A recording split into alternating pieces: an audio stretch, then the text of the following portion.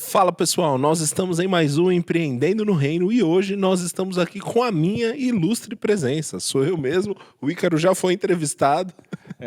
Dessa vez eu que vou entrevistar o André. A gente vai conhecer um pouquinho mais sobre como nasceu essa ideia do Empreendendo no Reino, porque esse é o 100º episódio do Empreendendo no Reino, né? 100º episódio. Aos trancos e barrancos, não, brincadeira, só glória. A gente tem avançado bastante aí, mas a gente decidiu agora no 100º episódio contar como é que foi o começo, como é que as coisas nasceram, da onde que veio essa ideia. Ele tropeçou, bateu a cabeça e pensou, vou fazer um podcast. A gente vai conhecer sobre isso no episódio de hoje. Boa. Então, vamos começar do começo, né? Beleza. Fala pra gente, André, como é que... de onde surgiu essa ideia? Foi uma inspiração que você teve? Era um plano que você já tinha há mais tempo? Conta um pouco pra gente. Aliás, conta um pouco pra gente do seu background profissional, né? Antes da gente chegar no momento do Empreendendo no Reino. Boa. Com o que você já trabalhou, estudou? Fala um pouquinho pra gente. Então, eu trabalhei a maior parte da minha vida na parte de vendas, né? E, pessoal, só um minuto, eu vou fingir que eu tô surpreso porque eu sou irmão dele, tá? Eu vou fingir, nossa, sério? Mas vão acompanhando aí. Aí eu lembro que, na real, né, eu trabalhei a maior parte da minha vida com vendas, mas no começo da minha carreira eu não trabalhava com vendas, fiz colegial técnico em processamento de dados porque você fez, né? Daí eu falei, não sei o que fazer, vamos no caminho, né? O bom e velho Centralzão em Guarulhos, né? Com seu Cledenir, nosso diretor. E aí eu arrumei um estágio no centro de São Paulo, numa empresa que fazia softwares para casa de câmbio. E aí eu trabalhava lá no suporte técnico e tal, mas é curioso porque nessa época, assim, eu tinha uns 15 anos, eu já gostava muito de negócios. Como a gente atendia casas e corretoras de câmbio, é uma parada que gira muito dinheiro, né? Principalmente no mundo onde a internet não era o que é hoje. A casa de câmbio, ela funcionava, até hoje, né? Funciona muito. E aí então eu ainda adolescente, eu tinha acesso àqueles executivos, né? E aí eu falava, cara, que legal essa vida, né? Isso, até para contar o histórico, né? Nosso histórico, assim, nosso pai, sempre foi peão, né, de fábrica, tal, chão de fábrica, nunca teve um cargo sequer de auxiliar administrativo, e a nossa mãe sempre foi dona de casa. Então, assim, a gente não tinha referência dentro de casa, né, de empreendedorismo, de negócios, essas coisas.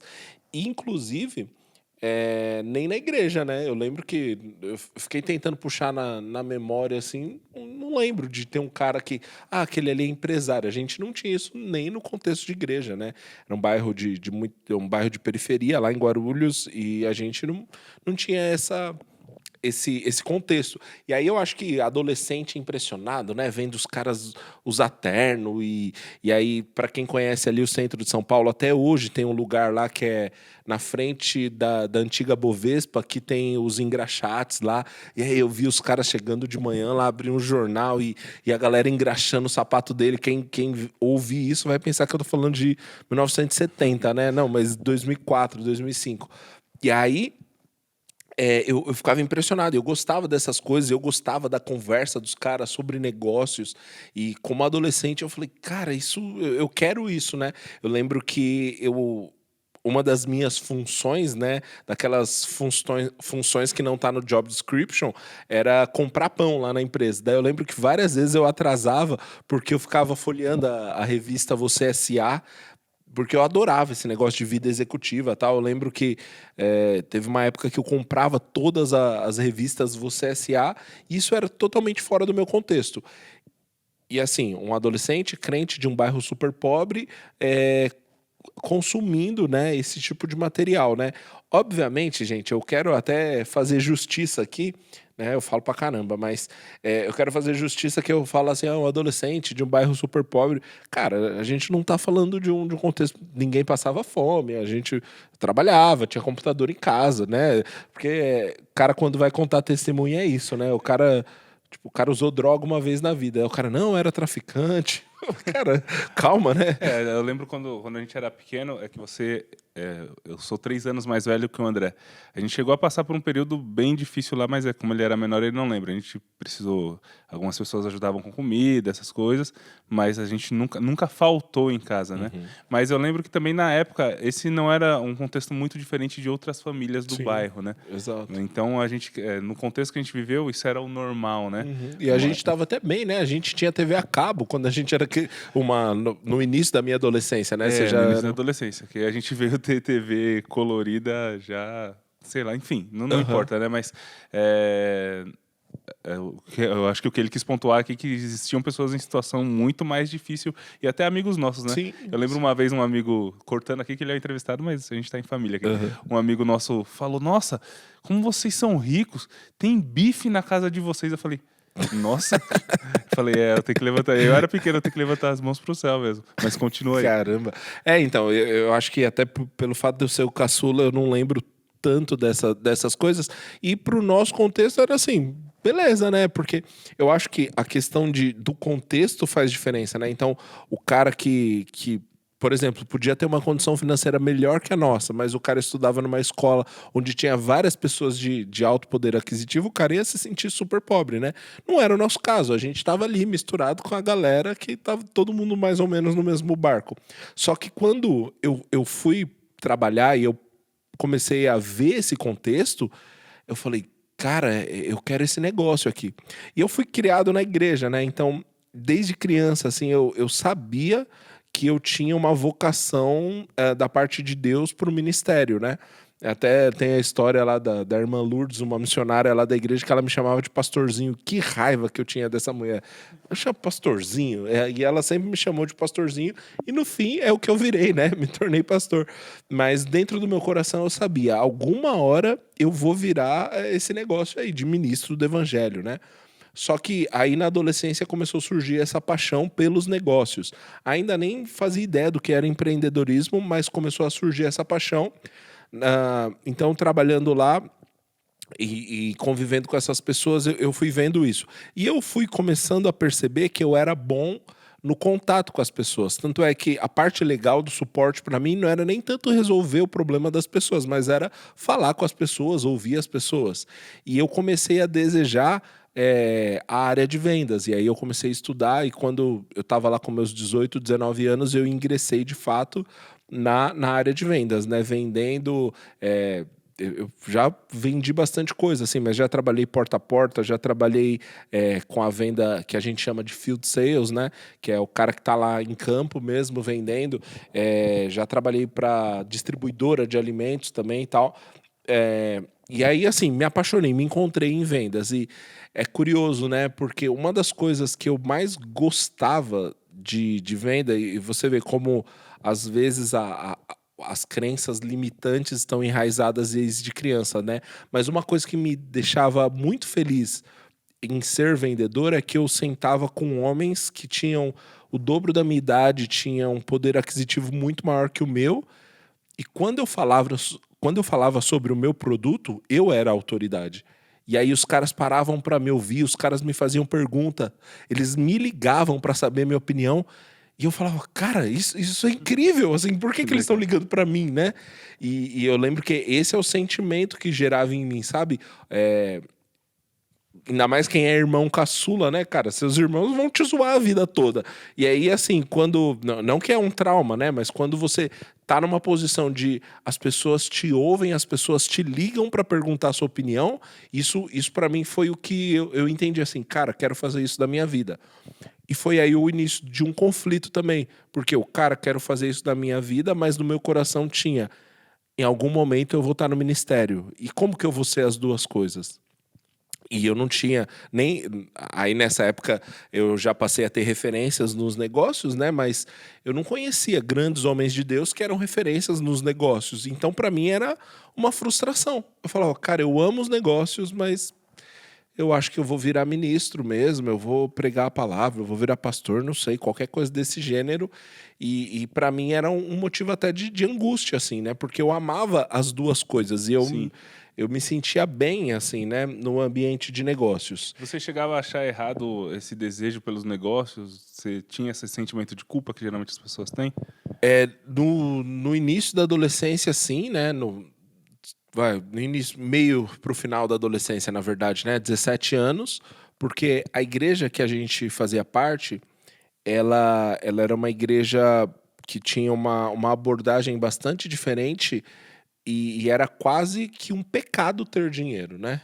Não se falava isso de púlpito, mas era quase um enaltecimento à pobreza, assim. E isso ninguém falava de púlpito, mas era o contexto, né? Sim. E aí então eu falava, não, eu que sou ganancioso, que tô querendo as coisas do mundo, tal. Só que isso foi mudando, né? E aí depois eu comecei a entender, quando a gente fez uma transição, né? Nós éramos de uma linha mais tradicional e a gente foi para uma outra vertente, né? Uma vertente mais pentecostal, que é onde nós estamos hoje. Eu comecei a entender que, cara, o recurso, o dinheiro é só uma ferramenta. Ela não determina quem eu sou, ela é só uma ferramenta. E se eu sou um homem de Deus, essa ferramenta vai abençoar pessoas, né? Inclusive, isso é uma das características do empreendendo no reino, né? Isso é uma das notas do empreendendo no reino. E aí, enfim, no meio dessa crise, né? Não era uma crise, não chorava, tal, mas assim, queria entender, né? O que eu vou ser? O que eu sou? Eu tentei empreender, acho que em 2012, quando eu comecei a ouvir falar desse negócio de startup, Vale do Silício. E aí eu lembro que na época a gente traduzia palavra por palavra dos textos dos blogs gringos, tal, porque eu queria entender e era apaixonante, né? A galera, meu, vivia quase como um nômade e meu, vale a pena. E aí trabalhava bastante, depois de 3 anos recebia milhões de dólares de investimento. Eu falei, é o que eu quero. E eu tentei um primeiro projeto, né? Eu tinha, sei lá, 23, 24 anos. E, obviamente, estava super despreparado, desestruturado, mas estava apaixonado e foi legal pra caramba, assim, aprendi muito. Mas naquele momento, eu falo, nesse projeto, né, o bichinho do empreendedorismo me picou. Eu falei, é isso que eu quero. Foi a primeira vez que eu ouvi a palavra empreendedorismo, mas eu falei, eu entendi, é isso que eu sou empreendedor. E aí, a partir de então, eu comecei a pensar num caminho onde eu iria, de fato, voltar a empreender, né? Essa empresa deu errado, a gente fechou, eu voltei para o mercado, e aí só que no mercado eu já pensava assim, eu vou trabalhar nessa empresa, depois eu vou para o meu negócio. Eu vou fazer isso para me preparar para o meu negócio. Eu estava usando minhas oportunidades profissionais para me preparar como empreendedor, né? Chegou, sei lá, eu não vou lembrar o ano agora. Teve um ano que um amigo meu me mandou um livro do Ed Silvoso, que é o Ungido para os Negócios, né? E, cara, nesse livro, no prefácio, assim, ele fala que ele era um executivo e ele trabalhava num hospital e ele também tinha um fundo de investimento e ele largou tudo para ser pastor. E ele fala, isso foi um dos maiores erros da minha vida. Nossa, que legal. Eu falei, caramba, que legal. E eu fui direto nesse capítulo e fui ler e ele fala assim, na verdade, eu deveria ter mantido fazendo as duas coisas. Eu posso... E aí ele falou uma frase que sempre fez sentido no meu coração, mas eu nunca tive coragem de verbalizar. Que ele falou assim, eu tenho o mesmo prazer, exatamente o mesmo prazer quando eu estou no púlpito anunciando a palavra de Deus ou quando eu estou negociando um contrato. Eu falei, caramba, alguém me entende? Tipo, porque de fato era isso, assim, nessa época eu já pregava, já ministrava tal em algumas igrejas, só que é exatamente o mesmo prazer, assim, cara, eu negociar e deu certo, e o cara gostou do produto, e, cara, exatamente assim, eu me sinto assim, fazendo o que eu nasci para fazer. E é esse prazer que eu tinha dúvida, né? Eu falei, cara, será que eu deveria estar me sentindo assim? Porque na minha cabeça, negociar um contrato ou fechar uma venda era um negócio mundano, né? Só que, enfim, isso é uma das coisas que a gente até desconstrói no Empreendendo no Reino, né? Essa falsa dicotomia entre o sagrado e o secular. E aí, então, eu li esse livro E foi muito chocante para mim. E nesse momento eu tinha certeza. Eu tenho que fazer alguma coisa relacionada a empreendedorismo. Eu tenho que montar algo. Eu tenho Qual que é o nome do livro? Ungido para os negócios. Ó, o link do livro vai estar aqui embaixo, tá? Para quem quiser dar uma olhada nele, vai estar aqui embaixo. Boa. E aí, eu falei, cara, eu tenho que fazer alguma coisa. E eu não sabia o que, né? Não sabia o que fazer. E aí eu lembro que eu achava que a gente ia montar uma reunião de empresários e, cara, leva todo mundo para um hotel e traz grandes palestrantes. E nessa época eu trabalhava para uma pessoa, né, para uma empresa, que o modelo de negócios eram cursos presenciais e tal. Então, eu falei, bom, esse é o caminho, né? Dar uma experiência top para os empreendedores cristãos e tudo mais. E, enfim, eu estava com tudo isso na mente e eu lembro que eu fui trabalhar em uma startup, estava ajudando a consolidar a área de vendas lá. E eu lembro que em uma reunião, a gente num coworking, né, foi para uma reunião e aí a galera saiu, terminou a reunião, eu fiquei trabalhando lá sozinho até mais tarde, já era umas 8 da noite, eu estava lá sozinho e lá eles deixam as canetas, né, para você usar o vidro como lousa e tal. Eu peguei a caneta assim e veio como se fosse um download pronto, assim, da parte de Deus mesmo, falando sobre 3 coisas, né, que o jovem cristão precisa para de fato empreender e ser bem-sucedido. E aí eu escrevi assim: inspiração, educação e direção. E aí, inspiração, o lance da inspiração é que nós precisamos de referenciais para seguir determinados caminhos. Por que eu só pensei sobre negócios quando eu tinha 15 anos? Porque quando eu tinha 15 anos eu passei a ter referenciais nesse caminho. Por que eu fiz ciência da computação, processamento de dados no colégio? Porque você era uma referência para mim nesse assunto. Você estudava sobre tecnologia. E eu falei, cara, o que as pessoas precisam para empreender são de referências, de exemplos, de inspiração. E a Bíblia está recheada desse argumento, né? O apóstolo Paulo fala, sejam meus imitadores, como eu sou de Cristo. Ele fala para Timóteo, em 1 Timóteo 4,12, ninguém te despreze pelo fato de você ser jovem, mas seja um exemplo. Então, assim, o que a gente precisa para se mover, muitas vezes, é de uma inspiração. Então, eu escrevi lá, inspiração, nós precisamos apresentar a história de homens de Deus que são relevantes nos negócios para inspirar pessoas. Educação. Não adianta nada a gente ser inspirado, porque uma das piores coisas que podem acontecer é um empreendedor ser um ignorante motivado. Porque assim, o ignorante, quando ele é desmotivado, ele não tem nem força para fazer besteira. Porque ele é desmotivado, ele não vai fazer nada, né? Verdade. Agora, quando o cara é um tonto motivado, o cara continua fazendo besteira atrás de besteira durante anos. Então, o que ele precisa? Educação. Para que essa inspiração possa fluir da maneira certa. E essa educação, no nosso contexto, é uma educação empreendedora, né? E, por fim, direção. Tem muita gente inspirada, educada, que não tem os contatos certos, que não tem as conexões corretas, que nunca falou com um fundo de investimento, com uma aceleradora de negócios. E nós podemos ser esse hub, né? Isso que eu escrevi lá no vidro, né? E foi isso, assim, eu tinha essas 3 palavras. Resume aí as 3 palavras de novo. Inspiração, educação e direção. E aí eu lembro que eu falei primeiro com você, né? E é engraçado, assim, né? As pessoas zoam a gente, né? Porque o nosso relacionamento como irmão, a gente é muito amigo, mas, assim, a gente não se fala todo dia, tal, e tá tudo bem. Não é, tipo, não é uma parada que, assim, a gente tá brigado. Não, cara, é o nosso jeito e sempre foi assim. E assim, o Ícaro, ele eu sou o empolgado da família, o Ícaro é o criterioso, né?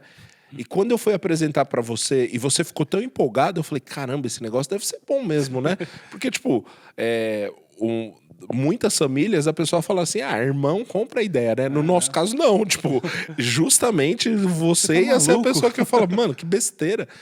Mas você ficou mó empolgado. Eu falei, cara... E eu lembro que você falou assim, é legal porque na época você já estava empreendendo, né, com negócio digital, em paralelo ainda, né? Acho que você ainda estava numa organização grande, que você era funcionário e empreendendo em paralelo.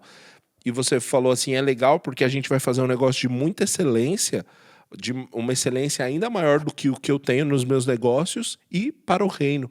Eu falei, caramba, é essa a ideia. E eu lembro que eu chamei o Gabi também, né?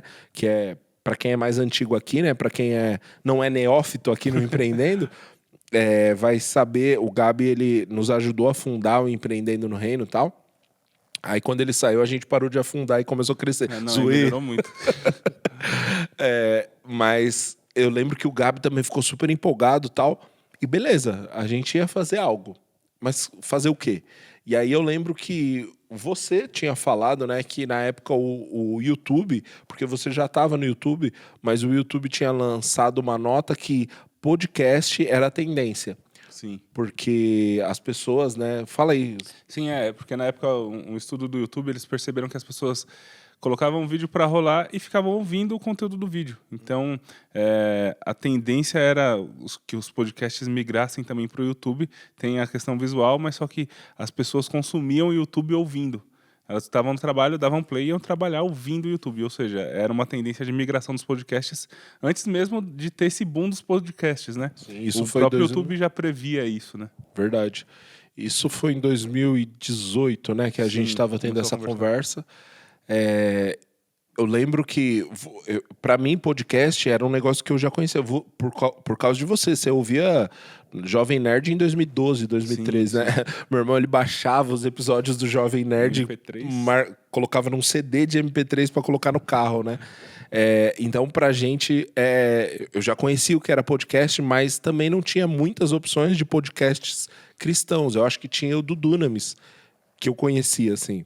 E eu falei, cara, acho que vai ser legal a gente fazer um podcast onde a gente conta a história de homens inspiradores, de homens e mulheres que são inspiradores, são relevantes nos negócios. E a gente cumpre o primeiro ponto ali dos 3 ideais. E aí eu acho que em julho de 2019 nós lançamos o primeiro episódio, né? Nós gravamos antes, obviamente, mas em julho nós lançamos o primeiro episódio do Empreendendo no Reino como um podcast. Aí no início a gente já lançou com áudio e vídeo e tal, depois teve uma mudança estratégica aí, e depois a gente vai dar novos passos agora, né? Mas basicamente foi ali em julho que começou, então, de fato, o Empreendendo. O nosso primeiro entrevistado foi o Beto, né? É verdade. Cara, e é muito legal, né? O Beto, eu conheci ele assim, quando eu tava falando de Empreendendo no Reino, um menino que era meu funcionário, né? Era funcionário da empresa que eu trabalhava, mas ele estava na minha equipe. Ele falou, ó, na minha igreja tem uns caras bons de negócio. E os caras têm uma reunião lá, vai lá. Eu falei, beleza. Aí quando eu vejo os caras bons de negócio, um era, na época ele era diretor executivo da Bridgestone, e o Beto, que é um cara que, assim, na época ele era CEO da GoDaddy no Brasil, e ele tinha trabalhado na Apple, o cara tinha reunião com o Steve Jobs, sabe? A gente, cara, quem é esse cara? E aí eu fui falar com eles depois do evento, e o Beto falou assim, cara, eu falei, vou lançar um podcast e tal. Ele falou, meu, que ideia genial, cara. Meu, pega meu celular, me liga, vamos conversar. Eu falei, caramba, o cara gostou mesmo, né? Que da hora. Eu falei, nossa. Aí eu falei, aqui é o André, eu falei com você depois do evento. Ele, cara, tava esperando você ligar. Eu falei, caramba, o cara tá realmente empolgado, né? E aí a gente gravou o primeiro, foi muito legal. Depois a gente, na sequência, a gente gravou com o pastor Isaías, né? E eu acho que é até legal a gente falar do nome, né? Porque tem alguns movimentos no Brasil que chamam empreendedores do reino. E muita gente chama a gente de empreendedores do reino. Mas o nome é Empreendendo no Reino. E cara, a gente tava gastando a cabeça aí tentando achar um nome. E aí eu falei, eu acho que Empreendendo no Reino explica, né? É bom porque explica o que a gente é. Aí, beleza, tal. Daí eu falei, mas tem um problema. Tem um movimento grande da Igreja Videira, que o pastor Isaías Sardinha, na época, era o líder desse movimento, chamado Empreendedores do Reino. Os caras têm livros publicados, tal. E aí eu falei, vou falar com o pastor Isaías, né? Que ele já tinha se tornado um amigo. Daí eu liguei pra ele e falei, pastor, tal, a gente tá querendo começar um podcast, blá, blá, blá. Contei a história.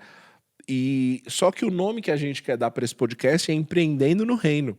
E é um nome muito parecido com o nome do do seu ministério, né? É um ministério grande, eles atingem uns 10 mil empreendedores, assim. O nome do livro, tudo mais. O senhor nos autoriza a usar esse nome, Empreendendo no Reino? Ele falou assim, André, é do reino. Eu falei, cara, que legal. Então, a atitude dele foi muito legal. E aí, depois ele nos deu entrevista também. Teve o Pedro Quintanilha também, que eu acho que veio na primeira leva. Que, cara... Falando sobre isso, como que surgem esses contatos aí de entrevista? Porque você já conhecia esse pessoal antes? Tá.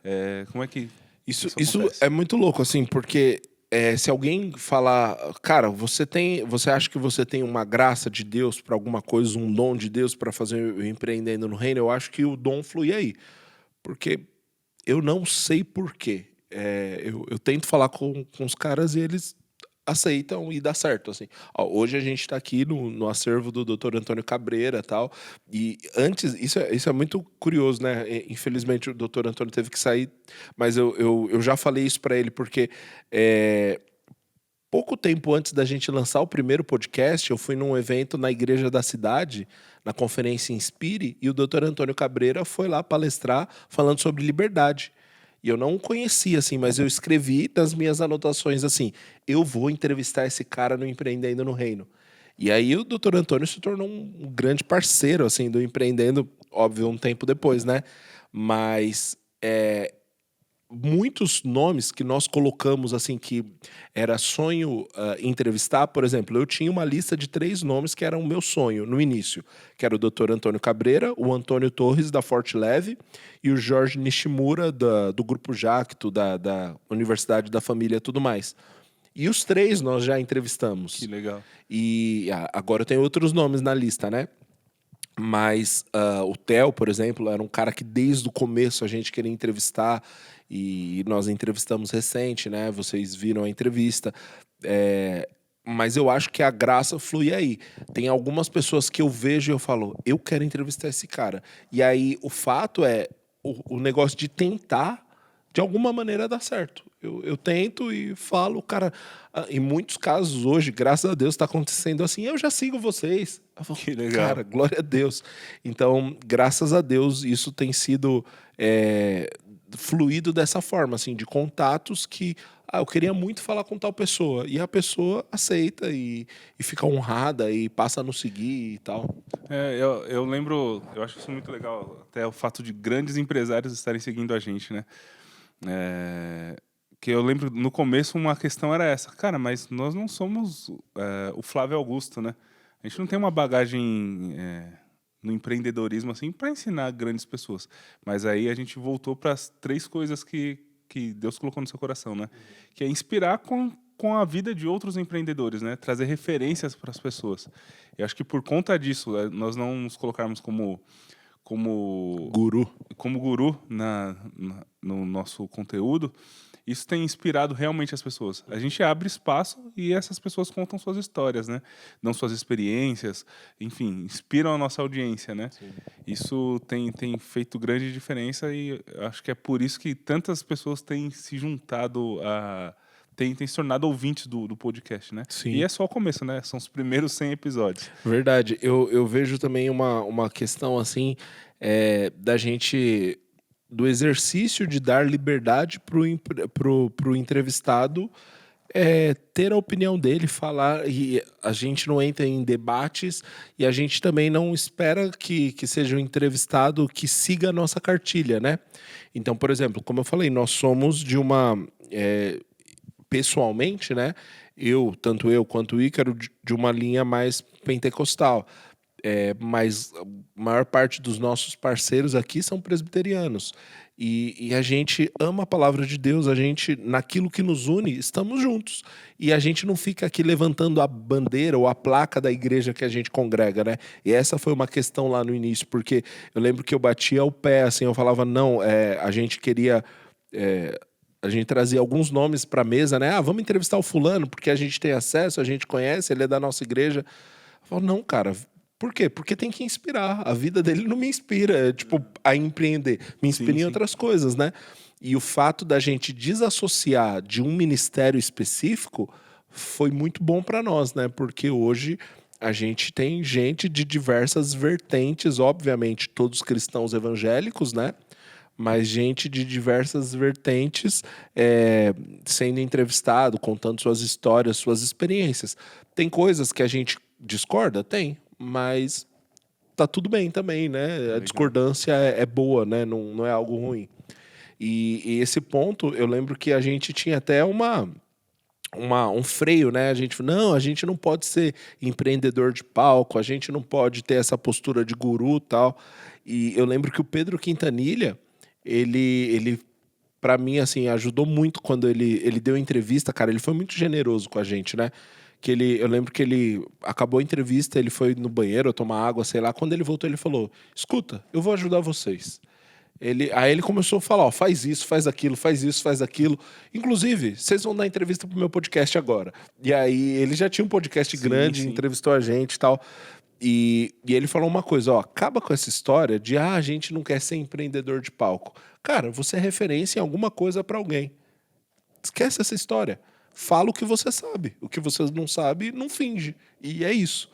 E eu falei, é verdade, isso me deu segurança, né? A gente tem uma pegada bastante educacional no nosso Insta e tal. E é isso, né? Com algumas. A gente tem trazido aquilo que a gente aprende. E falando em aprender, ao longo de tantas entrevistas assim, existem alguns padrões que nos empresários que a gente entrevistou, coisas assim que, caramba, de novo. Na época que o Gabi participava com a gente sempre via uma coisa. A maior parte deles eram músicos e, para nossa tristeza, que o Gabriel é guitarrista, eram guitarristas também, né? Infelizmente. Mas existem outros padrões como esse? Enquanto você pensa aí, um padrão que a gente vê em muitos deles impressiona demais, que às vezes o que as pessoas pensam, né? Ah, essas pessoas lidam com muito dinheiro, elas são frias. Isso eu como parte do Empreendendo no Reino, uma coisa que eu vejo que é muito latente em todos, que é uma galera muito apaixonada. Muito apaixonada. A gente estava entrevistando o Antônio Cabreira em episódios anteriores, ele chorando, falando sobre a conversão do avô dele. Não, antes da entrevista, né? Ele ficou emocionado, assim, porque ele falou que a igreja recebeu bem o avô dele. E ele falou, desculpa, isso me emociona, porque ele falou assim, ó, na ata lá da visita que fizeram pra minha avó, tava escrito assim, fez-se uma oração e leu-se a Bíblia. E aí ele chorou, cara. E a gente, cara, como é bonito, né? Ver, cara, pessoas que amam ao Senhor e amam as Escrituras, né? Muito bom. E você conseguiu perceber alguns padrões assim nas pessoas? Sim. Eu acho que uma coisa que para mim é muito notória é a questão do equilíbrio entre a graça e o esforço, né? Você vê que todos eles reconhecem, não sou eu, é a graça de Deus. Mas todos eles falam, tem que trabalhar bastante. E aí eu lembro que eu já percebia isso assim, cara, em todos os empresários muito bem-sucedidos, cristãos que amam o Senhor, você vai ver essa consciência que é a graça de Deus, mas essa consciência que eu tenho que fazer minha parte, eu tenho que trabalhar.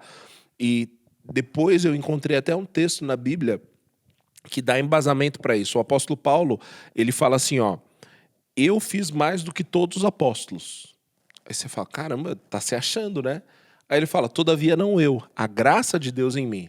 Aí você fala, tá vendo? Não foi ele, foi a graça. Aí no versículo seguinte ele fala assim, ó, porém eu me esforço para que a graça não se torne vã em mim. Ou seja, a maneira dessa graça não se tornar vã em mim é através do meu esforço. E cara, se você pegar todas as entrevistas, você vai ver, não tem nenhum que o cara falou, não, tive uma boa ideia, e aí fluiu, e aí deu certo, e aí minha empresa vale múltiplos milhões. Não. Todos os caras são trabalhadores, todos os caras acreditam em acordar cedo, em trabalhar muito, pro louvor e glória do Senhor, né? Muito bom, muito bom. Eu percebo isso, eu percebo, como você falou também, essa paixão pelo Senhor, né? E uma coisa que eu confesso que eu fui intencional nisso, mas graças a Deus não fui eu que fiz isso acontecer. Que é o seguinte, eu não queria trazer ninguém que não fosse apaixonado pela igreja local. Eu lembro que, por conta de uma instituição que eu trabalhei, eu conheci muitos homens multimilionários tal que eram cristãos e eu não trouxe nenhum deles dos que eu sabia que, ó, esse cara não ama a igreja local, não ama congregar, porque depois eu vi que esse padrão é um padrão entre os maiores empresários cristãos. Cara, você não é igreja sem estar na igreja. Não, Que legal. é uma mentira esse negócio de, eu sou, desculpa aí se sou ofensivo para alguém, eu sou desigrejado. Cara, você está sendo enganado. A Bíblia fala que nós juntos somos corpo de Cristo e individualmente membros do seu corpo. Ou seja, você individualmente não é corpo de Cristo. Você individualmente é uma parte. Só que se você não está junto com o corpo, você é material de estudo de universidade de medicina e não corpo, né? E para ser corpo tem que estar junto. Então eu percebi esse padrão na galera. Que legal, que legal. E os planos para o futuro do empreendendo? Como as coisas têm caminhado? Vamos dominar o mundo. Não, mas a gente está com alguns projetos assim dessa linha educacional, né? Porque lembra que é inspiração, educação e direção, né? Da parte de direção, vou começar por aqui. Nós temos uma parceria, né? Nós fazemos parte do board lá do Acelera Brasil, que vai se tornar o maior programa de aceleração e validação de startups do Brasil, né? Junto com a galera da Bluefields. Essa parte de direção também a gente quer expandir em alguns outros cenários, né? Por quê? Como Deus nos conectou com empresários bem-sucedidos, muitos desses empresários querem investir em negócios, inovadores e tudo mais. E a gente pode ser um direcionador, né?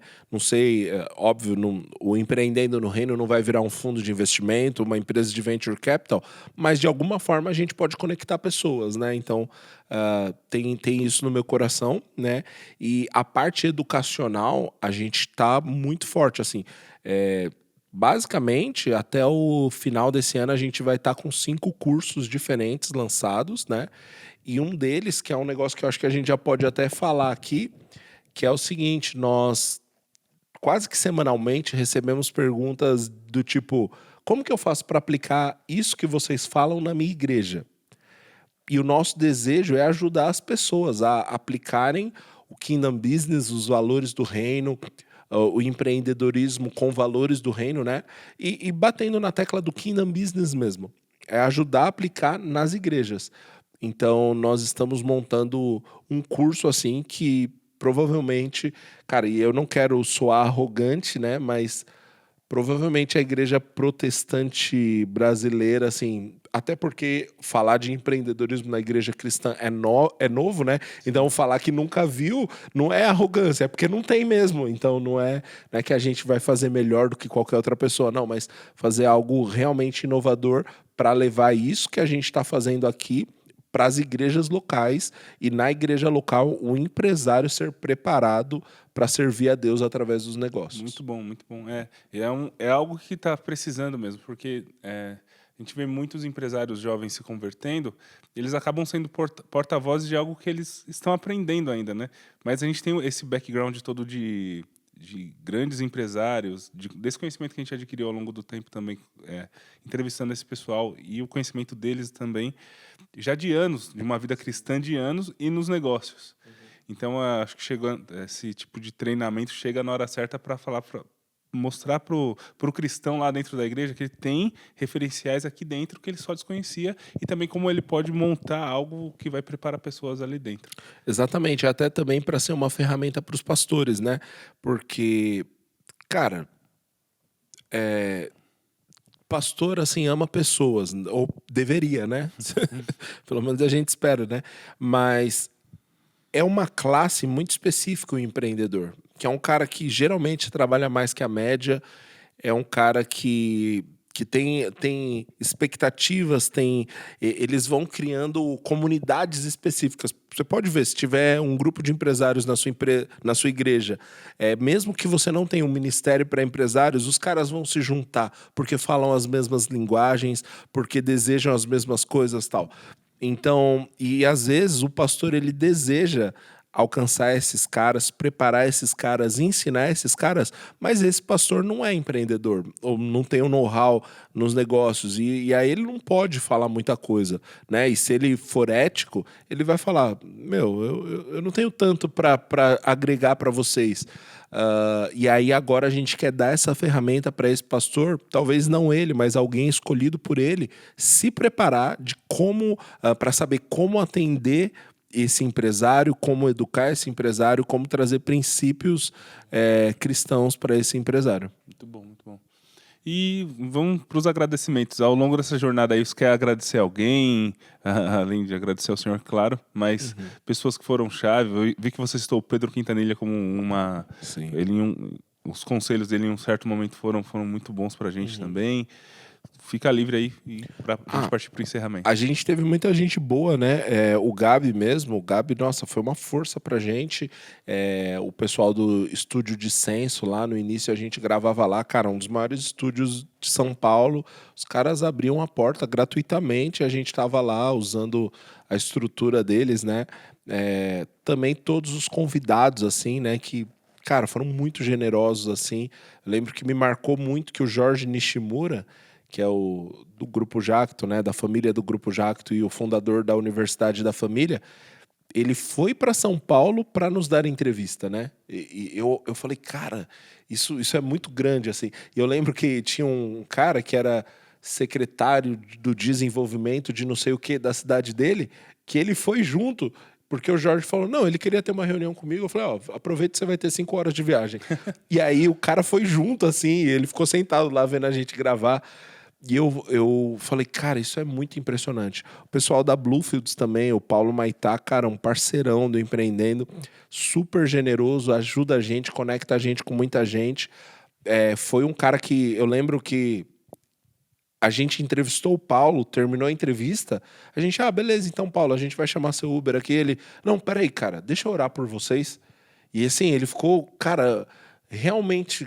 Que legal que tem um podcast falando sobre Kingdom Business, né? Verdade, eu então, lembro. o Paulo é um brother mesmo no Empreendendo e ajuda a gente, ouve a gente até hoje, comenta lá, gostei desse episódio, tal, muito legal, cara. E, bom, o Antônio Cabreira também, que ao longo desse tempo, assim, eu acho que já tem 7 ou 8 episódios com o Antônio Cabreira dentro do Empreendendo. É um parceiro também, investe no Empreendendo. O pessoal do C12, a Antor, que também investe no Empreendendo. Bom, enfim. O Bendito também. Sim, o Bendito Coworking, cara. Nossa, eles são maravilhosos. Eles abriram as portas. Quando a gente precisa gravar lá, eles nos dão todo acesso a toda a estrutura deles. E é uma honra, assim. Você vê que é algo que Deus está fazendo, né? As conexões que ele cria e esse pessoal todo nos favorecendo, na verdade, favorecendo o reino enquanto nos abençoa. Muito bom. É isso aí, pessoal. Esse foi o 100º episódio do Empreendendo no Reino. Se você ainda não segue o nosso podcast no Spotify, siga no Spotify, no YouTube também, se você estiver vendo a gente no YouTube. Não esquece de se inscrever no canal, deixar um comentário, sempre que possível, em todas essas redes.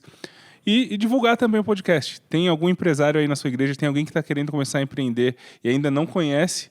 Tem 100 episódios daqui para trás para a pessoa se inspirar nas mais diversas vertentes aí de negócios que possam existir, de todos os tipos, de todos os tamanhos.